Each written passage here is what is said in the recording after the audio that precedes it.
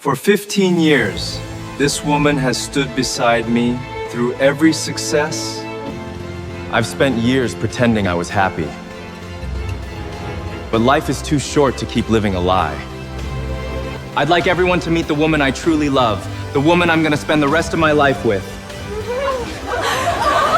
My husband smiled at me, raised his champagne glass, then introduced another woman as the love of his life at our 15th wedding anniversary. The applause died instantly. 300 guests stared between us, waiting for me to scream, cry, or slap him. Just seconds earlier, they had been celebrating 15 years of what they believed was the perfect marriage. So had I. The ballroom sparkled with laughter, music, and raised champagne glasses as Daniel stepped onto the stage to give his anniversary toast. He smiled at me. For 15 years, he began. This woman has stood beside me through every success and every failure. The guests applauded. My eyes filled with tears. Maybe tonight was different. Maybe he had finally remembered the woman who had quietly stood behind him while he built the life everyone admired. Then he turned away from me. He walked toward a young woman seated near the front. Without hesitation, he took her hand. The room fell silent. I've spent years pretending I was happy, Daniel said calmly. But life is too short to keep living a lie. He looked at the woman beside him before facing our stunned guests. I'd like everyone to meet the woman I truly love, the woman I'm going to spend the rest of my life with. A wine glass slipped from someone's hand and shattered against the floor. No one moved. His mother covered her mouth. His father stared at him in disbelief. My younger sister reached for me, then stopped. Everyone was waiting to see how the humiliated wife would react. Before we continue, if you enjoy emotional stories with unforgettable twists, take a second to like this video, subscribe to Unwritten Stories, and tell me in the comments, what would you have done if you were standing where I was? I looked at the young woman. She couldn't have been older than 28. She avoided my eyes. Then I looked back at my husband. For a moment, I searched his face for regret. I found none, only certainty.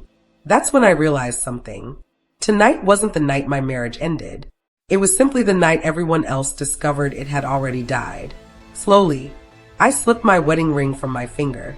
Gasps echoed across the ballroom. I walked toward Daniel until we were only inches apart. He smiled slightly, almost expecting me to make a scene. Instead, I placed the ring beside his champagne glass. Then I looked at the woman holding his hand. Take good care of him. She blinked in surprise.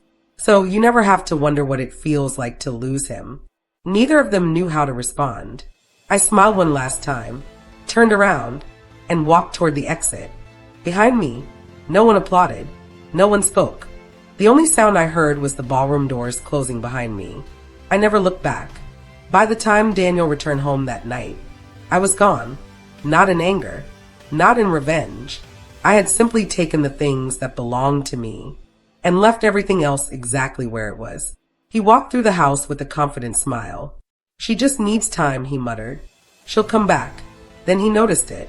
My favorite coffee mug was gone. The books from my bedside table were gone. The framed family photo in the hallway, gone. For the first time that night, the house didn't feel peaceful. It felt empty. On the dining table sat a single white envelope. Daniel picked it up immediately. He expected pages of accusations. Instead, there was only one sentence. The anniversary wasn't the day I lost my husband. It was the day everyone else finally realized I already had. He frowned. Read it again, then a third time. Something about those words unsettled him. What did she mean? Already had? The next morning, his mother called. Go and bring your wife home. Daniel sighed. Mom, she'll calm down. No, she replied firmly. I've known that woman for 15 years. If she walked away without crying, you should be worried. She ended the call before he could answer. For the first time, doubt crept into his mind. Days passed, then weeks. I never called, never sent angry messages, never begged him to explain. The divorce papers arrived instead. Daniel laughed when he saw them. So that's her game. He signed every page without reading them twice. If this is what she wants, so be it. He genuinely believed I was trying to scare him. He had no idea. I had already accepted the end of our marriage long before that anniversary. His new relationship quickly became public. The same friends who had applauded his success now whispered behind his back. Business dinners became uncomfortable. Family gatherings stopped. His parents refused to invite him unless he came alone. Even his younger brother asked one question Daniel couldn't answer. Was humiliating her in public really necessary? Daniel had no response, because deep down, he knew it wasn't. One evening, as he sat in the quiet house scrolling through old photos on his phone, a picture appeared. It was taken on our 5th anniversary. I was laughing, holding a badly decorated birthday cake our daughter had insisted on making herself. He smiled without thinking. Then he noticed something. That woman, the one smiling beside him, had disappeared long before she walked out of the ballroom. He just hadn't noticed. But the question that haunted him most wasn't why I hadn't left. 3 weeks later, Daniel finally saw me again. It wasn't planned. We attended the same charity fundraiser hosted by one of our longtime friends. The moment he saw me across the room, he froze. I looked different. Not because I had changed my appearance, but because I looked lighter. The sadness he had grown used to seeing in my eyes was gone. For the first time in years, I looked at peace. He excused himself from his table and walked over. Can we talk? I studied him for a moment, then nodded. We stepped onto the quiet garden terrace. For several seconds, neither of us spoke. Finally, he broke the silence. I've asked myself the same question every day since you left. His voice was quieter than I remembered. Why didn't you fight for me? I looked at him, not with anger, not with hatred, just quiet disappointment. I did. He frowned. What? I fought for you. For this marriage. For us. His expression slowly changed. I don't understand. A faint smile crossed my face. That's the problem, Daniel. You never did. I looked past him into the night. You remember our 15th anniversary. I remember the 3 years before it. His eyes searched mine. The counseling sessions you refused because you were too busy. The weekend trips I planned that you canceled for work. The handwritten letters I left on your desk that you never opened. His face slowly lost its color. The nights I waited for you to come home. The conversations I begged you to have. The promises you said we'd deal with later. I paused. There was always a later, but never a now. Daniel lowered his eyes. As memories he hadn't thought about in years came rushing back. The unopened envelopes, the canceled reservations, the messages he had ignored. He had dismissed them as small things. They weren't. They were cries for help. I didn't stop fighting for our marriage that night in the ballroom, I continued softly. I stopped fighting the day I realized I was the only one still trying. Silence settled between us, the kind that forces a person to face the truth. Daniel's eyes filled with regret. I'm sorry. The words came too late. Much too late. I know, I replied. And that's what makes this so sad. He looked at me with tears he could no longer hide. Is there any chance we could start over? I smiled sadly. You think the anniversary broke my heart. It didn't. My heart broke in small pieces. Every time you chose not to notice me, he opened his mouth, but no words came out. Because for the first time, he finally understood. He hadn't lost his marriage in one night. He had lost it, one ignored moment at a time. Just before I walked away, I turned back one last time. Oh, and there's something else you never knew. He looked up. I knew about the affair months before our anniversary. His eyes widened. You knew.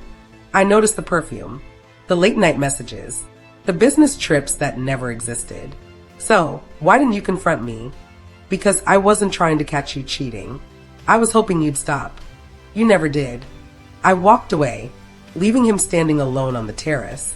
For the first time in his life, Daniel realized that the hardest part wasn't losing his wife. It was discovering she had been giving him countless chances, and he had wasted every single one. Daniel spent the next 6 months trying to reach me. He called. I never answered. He sent messages. I never replied. He even wrote letters. The same man who had once ignored mine was now hoping I would read his. Life has a cruel way of teaching us the lessons we refuse to learn. Right? One rainy afternoon, his phone rang. It was the woman he had introduced at our anniversary. Can we meet? An hour later, they sat across from each other in a quiet cafe.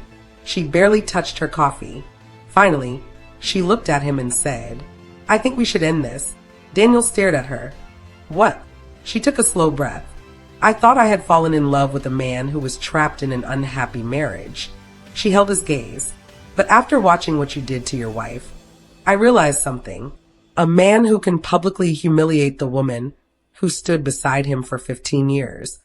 She shook her head. "Will someday find a reason to humiliate me too." Silence.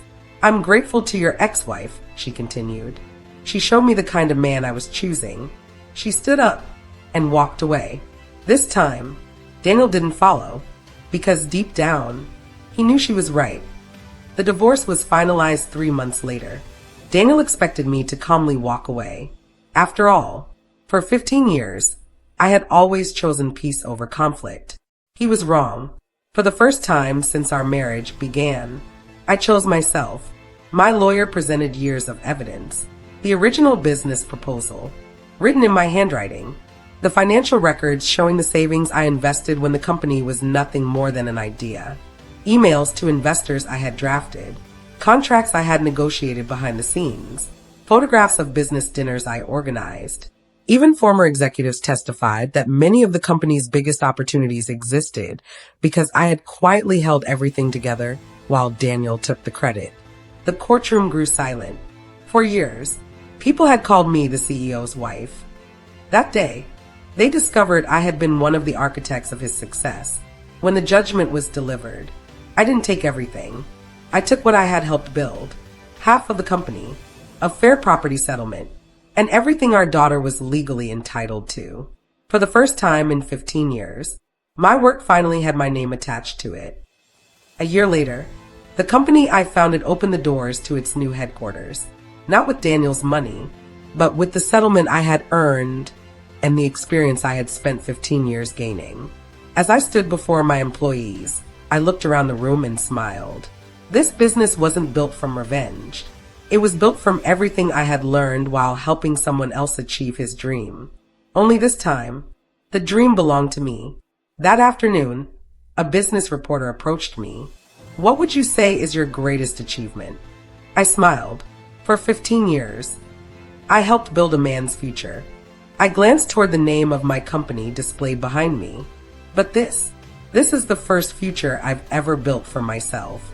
As I stepped off the stage, my daughter wrapped her arm around mine. Together, we walked toward the people waiting to celebrate with us. Not as a woman who had been abandoned, but as a woman who had finally recognized her own worth.